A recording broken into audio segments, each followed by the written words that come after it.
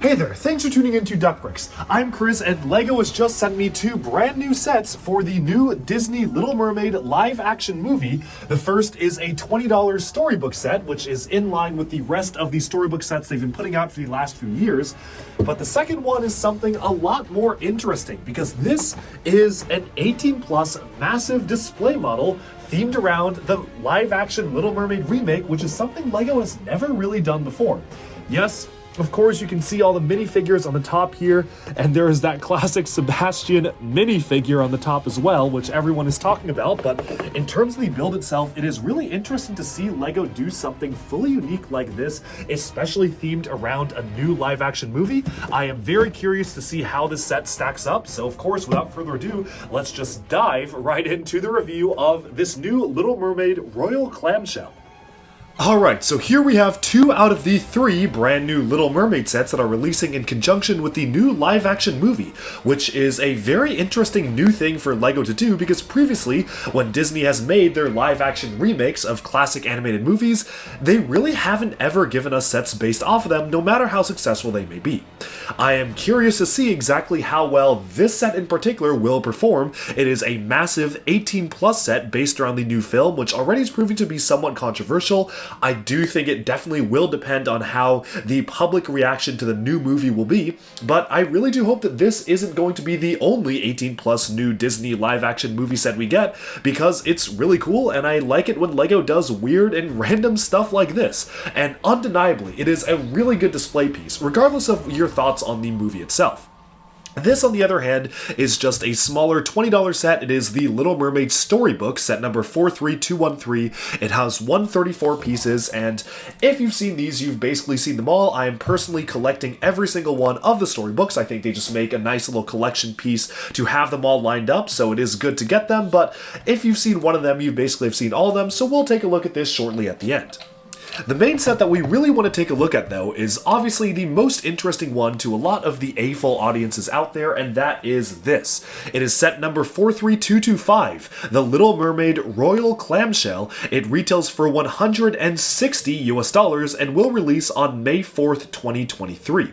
It comes with 1,808 pieces, and it is an 18-plus set, which is a very unique thing to do for a new Disney movie that is primarily oriented towards kids.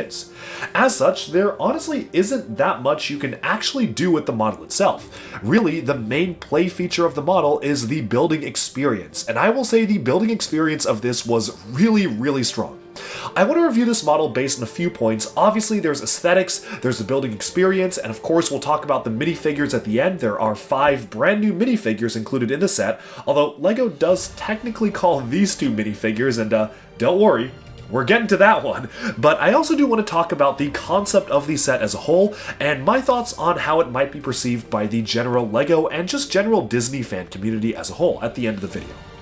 So starting off with the build, this was probably one of my favorite builds in recent memory, and I do not say that lightly. This is obviously a really beautiful clamshell-like build. It has a very interesting construction to it with a lot of studs on the side. There's a lot of unique angles at play here, and it almost felt like I was building a block. It didn't really feel like an official LEGO set just in the way everything came together. I think the most impressive thing to me is how the front curvature of the build actually goes. As you can see, you're using these quarter shell pieces to really form the shaping of the clam there, and I also really love the fact that you actually can see the inner grooves of the curves here, so each of the clam curves goes inwards on each of the different parts there, and overall it's a very interesting build.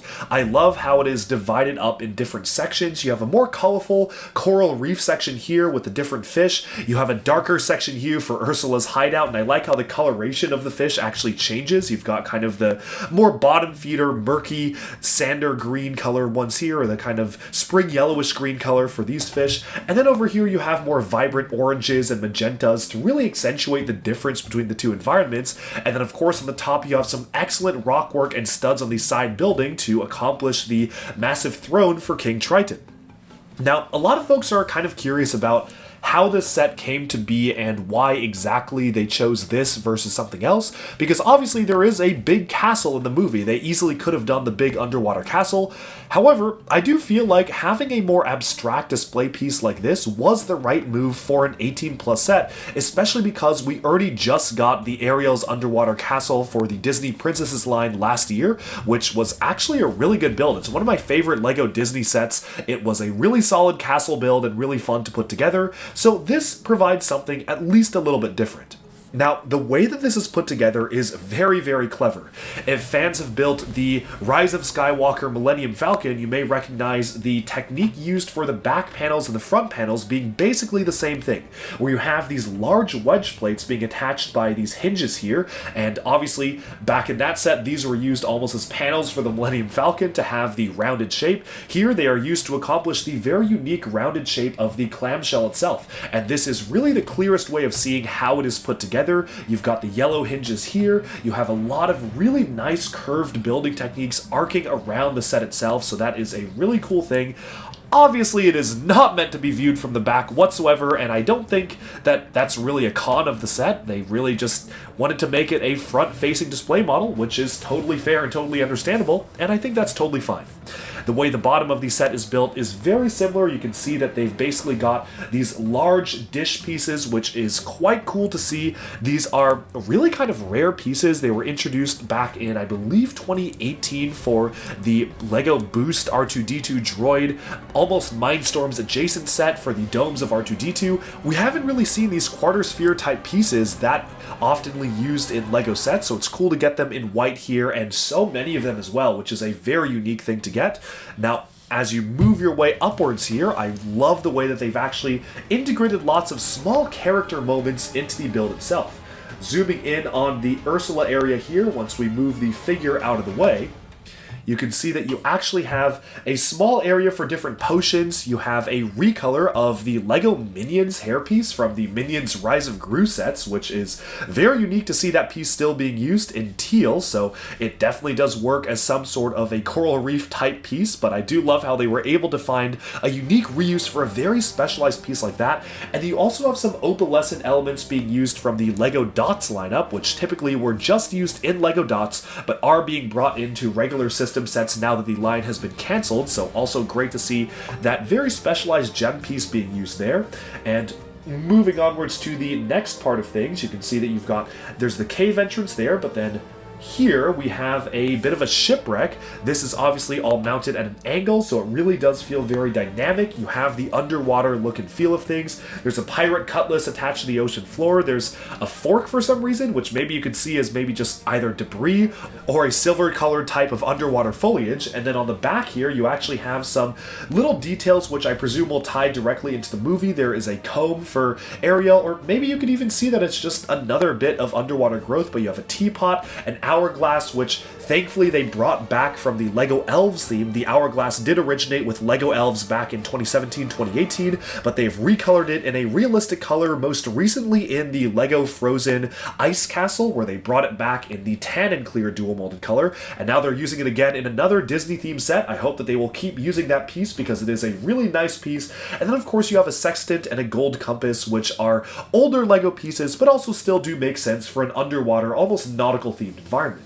As we move our way upwards through the model, I really do have to commend the really intricate and detailed building techniques being used for the rock work here. I am honestly just so impressed by the way this is all put together. You have different layers of curved elements being used at different lengths, and you have them kind of outcroppings going out of each other. It feels very organic, it feels very alive, and it really does feel like something you would see underwater, especially with this element being mounted at an angle, so you actually have the chair for Ariel here at a bit of a side angle to really make it feel that much more dynamic.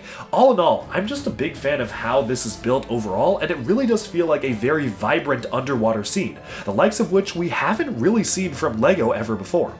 I also love the usage of the brand new sloping piece. This piece was introduced for the Ice Castle set for the Frozen direct-to-consumer set back, I believe, a couple of years ago. Yeah, that was 2021, but they haven't really used this part in really any other set since, which was shocking to me, especially because they did create a brand new, pretty ubiquitous slope element. So far, it is still in the transparent blue color, which it was in the original set, but it makes sense here because it adds to the underwater look and feel. Now, obviously, the back of the model itself is pretty simple and standard in terms of the detailing. There's not a lot going on in terms of how this is detailed. It was admittedly very repetitive, doing the archways on the back here and just basically repeating the same technique for the back of the set as you did in the front, but it was absolutely worth it because this is a really stunning display model, and I am honestly having trouble trying to come up with negative things to say about the build itself. It is simply one of the most interesting builds I've had the pleasure of working through in the past year.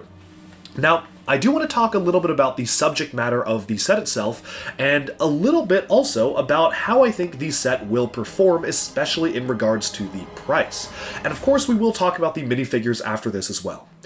So this set is $160, and that is a very steep price to pay for it. It is, by all accounts, a very fantastically detailed set. It looks really good, it's very vibrant, it's colorful, it has a really nice dichotomy between the dark and the light. Everything falls into place almost dramaturgically, where you can see that there is a story being told here, from the darkness of Ursula's cave to the more colorful and inviting reef, and then you move your way upwards to the model and you have the massive centerpiece of Ariel and King Triton on the throne. So the composition of the set is fantastic and phenomenal. The choice to make it a giant clamshell, I think, was a very inspired one, and while it is fairly abstract, I think it is a lot more interesting than a massive castle, especially because we did get a pretty good play-scale castle already just last year.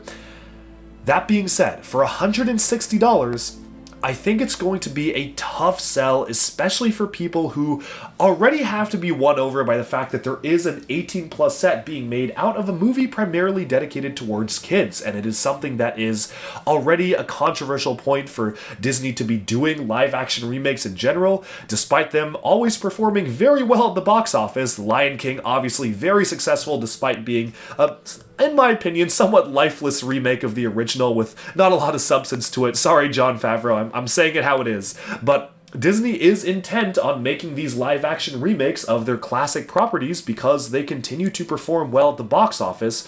But will that translate to good sales with LEGO sets? That I do not know.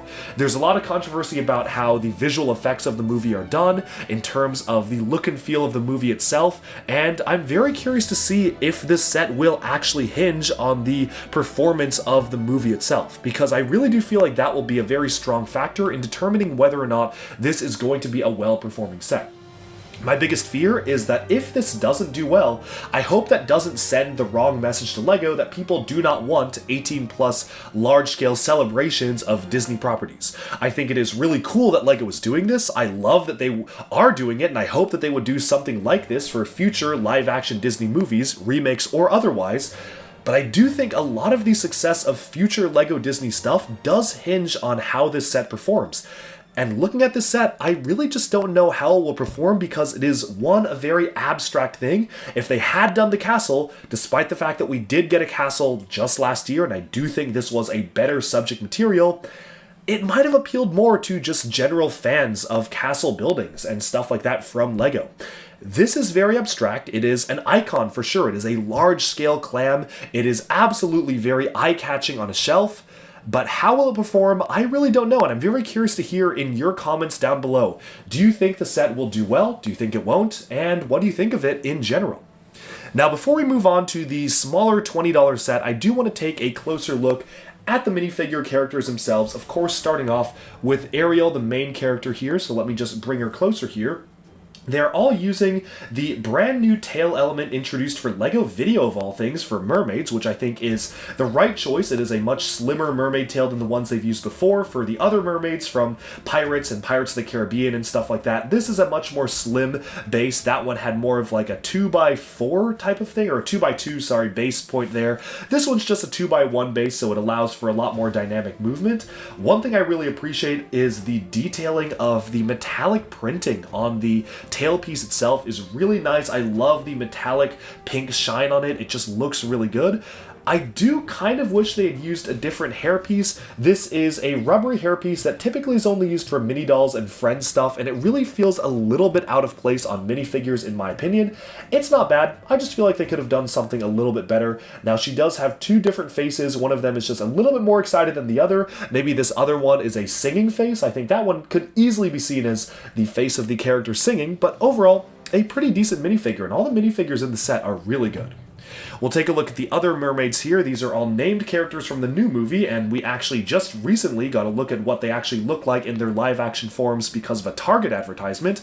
But here is the next character up. This is a Keyed Orange, as Bionicle fans would call it, or Flame Yellowish Orange Mermaid, which is a nice one to get in terms of just being able to fill out the scene. I believe this one is Karina and Indira are the other two mermaids. So this one has two faces as well, so one is kind of just a regular face, one of them is smiling more widely, and it's a little bit hard to see, but there is a little bit of metallic gold printing for the eyelashes. Hard to pick up on the camera, but you can kind of see it gleaming in the light there, so that is something I really do appreciate. The design, detailing, and graphic design of this minifigure, and a lot of the minifigures here are fairly simple, but effective, and I'm generally a pretty big fan of how they turned out. Moving on to the final mermaid here, this is just yet another one. I think the coloration of the hair maybe isn't quite right, especially if you look at how the character actually looks in live action, but it's not bad. I like that they were able to do a lavender colored hairpiece. This one has a really stunning metallic blue printing on the torso and the tail, which I think is definitely going to be very useful outside of the Little Mermaid itself. You could use it for all sorts of applications like pirate stuff and stuff like that. Now, this one does have two faces, but personally, I can barely tell the difference between the two. I guess in one, the smile is kind of a slightly crooked smile. The other one is just more of a general smile. I don't know if they needed to make two alternate expressions, or maybe they could have made a slightly different expression than just one that's very similar to the other, but overall, I do like the mermaid figures and how they turned out. Moving onwards, we have the main character, or I guess one of the main characters, which is King Triton here. Now this one I think will be the most exciting to a lot of LEGO fans just because of, well, obviously he has arm printing, so that is metallic silver arm printing. You could use that in all sorts of medieval applications. This would not look out of place in Lord of the Rings or castle stuff, so I think a lot of people will appreciate that. One thing folks might not know is that King Triton's head, hair, and beard is one separate piece. This was a piece introduced for the Disney Princesses line, and it was very funnily when they used it, it just covered a standard blank tan mini doll head, which was very funny, but yeah, this is all one piece. They have just recolored it and I guess changed the color of the crown and the facial expression and whatnot for this particular live action movie, but it is the same piece as the one they used for the animated counterpart. I just really love the torso itself. Again, nothing that really points it directly to the Little Mermaid, and it is a very ubiquitous torso to use in all sorts of different castle stuff in general. So overall, King Triton is easily my favorite figure of the set, and I love how they went above and beyond and actually gave him that arm printing, which just feels that much more special. Now, there are two more characters that LEGO does call out on the description of the set as quote-unquote minifigure characters, and before we get to Ursula, I think we should talk about them. Now, Flounder here is fine. He's actually using the existing Flounder mold, which typically is printed with a more cartoonishy animated style, but because the Little Mermaid is a live-action remake, they have done a more realistic blend for the coloration here. It's a nice piece to get. I think it definitely does feel like it could fit in realistic LEGO City aquariums and stuff like that, so I like that. I have to mention this one, though. This is the really funny one. So on the box, everyone has seen it.